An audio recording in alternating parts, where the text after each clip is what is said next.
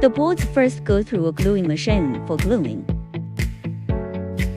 After gluing, the boards are transported to the wheeling area via a butterfly conveyor.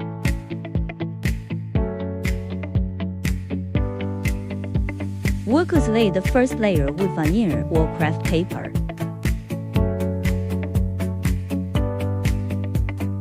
Butterfly conveyor places the boards on the first layer of veneer or craft paper.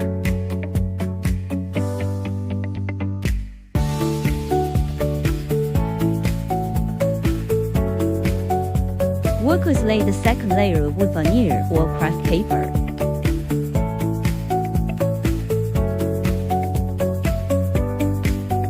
Automatic conveying equipment transports the paved boards along with 2 layers of veneer or 2 layers of craft paper to 5 layers automatic feeding machine.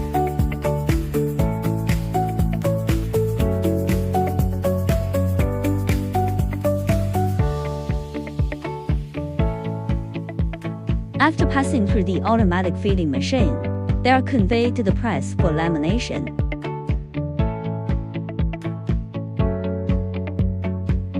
After pressing, the board enters the automatic unloading machine.